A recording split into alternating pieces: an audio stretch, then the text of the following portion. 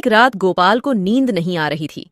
काफी देर हो गई थी और वह सो ही नहीं पा रहा था। गोपाल उठता है और चप्पल पहनकर बाहर सैर पर निकल जाता है। अक्सर गांव में लोग 5 बजे ही उठ जाते हैं, पर उसे दिन 6 बजे भी सब सो रहे होते हैं। गोपाल को यह बात अजीब तो लगती है और वह इधर उधर देख भी रहा होता है कि शायद उसे कोई दिख जाए, पर उसे कोई भी दिखाई नहीं देता। दूर दूर तक कोहरा जमा होता है। गोपाल उस कोहरे में चला जाता है और कुछ देर बाद उसे घूंघट वाली एक औरत दिखाई देती है।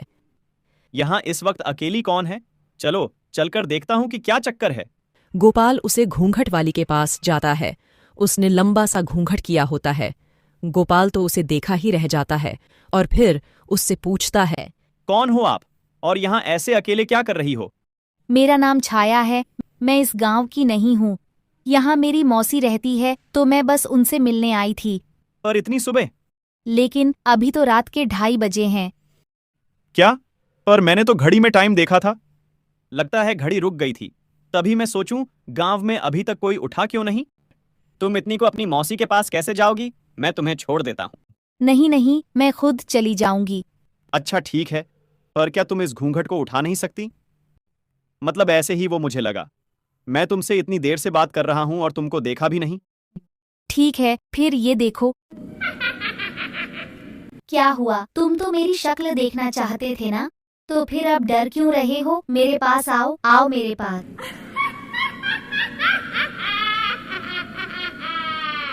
गोपाल घर जाकर सो जाता है। तभी उसे कुछ एहसास होता है। अब अगले सुबह उसकी माँ उसे उठाने आती है। उठ बेटा, आज हमें लड़की देखने जाना है। जल्दी से नहा धोकर तैयार होकर आओ। उसके बाद वे लड़की के घर जाते हैं। लड़की सबको बहुत पसंद होती है, मगर गोपाल उसकी तरफ देख भी नहीं रहा होता। अरे लड़की को तो देख, फिर हमें इससे तेरा रिश्ता भी तो पक्का करना है। गोपाल का दिमाग चुड़ैल के वश में होता है। वो जैसे ही लड़की को देखता है, उसका गला पकड़ लेता है। सब लोग उसे देखकर हैरान हो जाते हैं और जैसे तैसे लड़की को गोपाल के हाथ से छुड़ाते हैं। ये क्या हरकत की है तूने? मैं सारी लड़की को मार डालूंगा। जो भी मेरे सामने आएगी सबको मार डालूंगा। मुझे छाया से प्यार है, बस छाया से। ये सब कहते हुए गोपाल वहां से चला जाता है। लड़की वाले बहुत गुस्सा होते हैं। गोपाल के माता पिता उनसे माफी मांगकर घर वापस आ जाते हैं। घर पर भी गोपाल छाया का रट लगाए रहता है। उसके माँ बाप को समझ ही नहीं आ रहा होता है कि यह छाया है कौन। दूसरी तरफ छाया घूंघट करके दूसरे शिकार के लिए निकल पड़ती है। फिर उसे बस स्टॉप में एक लड़का दिखाई पड़ता है। चुड़ैल उसका पीछा करने लगती है। क्यों लग रहा है कि कोई है मेरे पीछे? रोहित मुड़ता है तो उसे उसके पीछे घूंघट किए हुए चुड़ैल चल रही होती है। रोहित पहले तो घबरा जाता है, लेकिन फिर वो पूछता है कि ये यहाँ क्या कर रही है। चुड़ैल उसे भी झूठी कहानी बात कर अपने जाल में फंसा लेती है। रोहित पूरे रास्ते उससे बातें करते जाता है और आखिर में वह भी वही गलती कर देता है जो गोपाल ने की थी। क्या आप अपना घूंघट ऊपर कर सकती हो?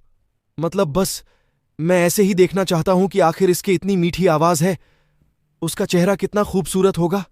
ऐसी बात है तो मैं अभी तुम्हारी इच्छा पूरा करती हूँ। रोहित के इतना कहते ही चुड़ैल अपना घूंघट ऊपर करती है और रोहित वहीं जमीन पर गिर जाता है।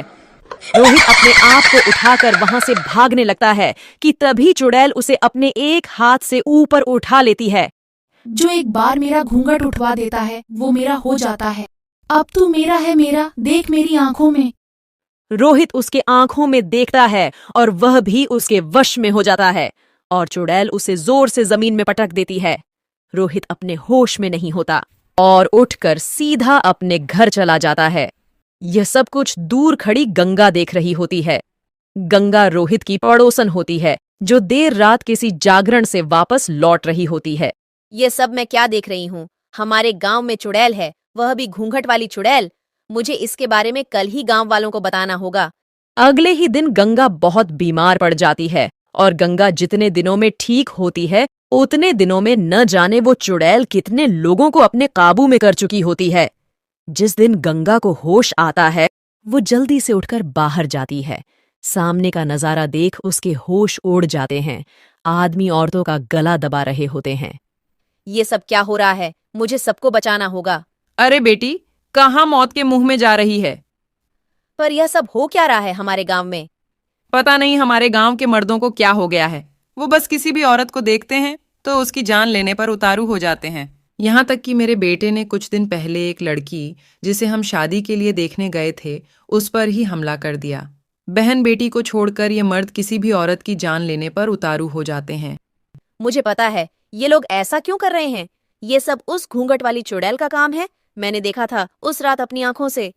उसने मेरे सामने अपना घूंघट ऊपर किया। उसकी चुड़ैल शक्ल मैं अभी तक नहीं भूल पाई। उसने मेरे सामने रोहित को अपने वश में किया। मैं घर जाकर किसी को कुछ बता पाती कि मैं खुद ही बहुत बीमार हो गई। फिर आज होश आया। पर अब हमें उस घूंघट वाली चुड़ैल को पकड़ना होगा और सब कुछ ठीक करना होगा। तो चलिए अभी गांव के पंडित जी के पास। दोनों गांव के पंडित जी के पास जाते हैं। उसका इंतजाम करना कोई आसान बात नहीं है। वो चुड़ैल हमेशा की तरह आज भी घूंघट में बाहर निकलेगी। बस तुम्हें कैसे भी करके उस औरत के पल्लू का एक टुकड़ा काट कर लाना है। ये तो बहुत मुश्किल काम है। वो चुड़ैल बस गांव के आदमियों के पास ही आती है, तो मैं कैसे कर पाऊंगी ये सब? तभी तो कहा था मुश्किल काम है। पर अगर गांव को उस घूंघट वाली चुड़ैल से बचाना है तो ये तो करना ही पड़ेगा। गंगा और गोपाल की मां घर आ जाती है। शाम तक उसी के बारे में सोच सोच कर उनका सर में दर्द हो जाता है, मगर उन्हें समझ में नहीं आता कि किसको भेजे। फिर गंगा के दिमाग में एक आइडिया आता है। वो गोपाल के कपड़े पहनकर लड़का बनकर निकल जाती है। आधी रात को उस घूंघट वाली चुड़ैल के तलाश में। डर तो उसे बहुत लग रहा होता है, पर वो हिम्मत करके चलती जाती है। काफी देर बाद उसे वो घूंघट वाली चुड़ैल मिल जाती है। फिर गंगा उस चुड़ैल से बातें करने लगती है। मेरा नाम मानिया है। मेरे पेट में दर्द हो रहा था तो मैं टहलने निकला था। अच्छा, तो मैं कुछ मदद करूं? नहीं नहीं नहीं, अब तो ठीक है। चुड़ैल काफी देर उसे मनिया समझ बातें करती रहती हैं। गंगा की नजर चुड़ैल के पल्लू पर होती है, जिसे उसको काटना होता है, पर उसे समझ ही नहीं आ रहा होता कि उसे कैसे काटे। तुम पहले ऐसे आदमी हो जिसने अभी तक मेरी शक्ल देखने को नहीं बोला। गंगा बहुत डर जाती है। चुड़ैल अपना घूंघट हटा देती है, पर उससे पहले गंगा उसका पल्लू का टुकड़ा काट चुकी होती है। मैं तुम्हें जिंदा नहीं छोड़ूंगी। नहीं नहीं नहीं, ऐसा नहीं हो सकता। गंगा जल्दी से वहां से भागती है।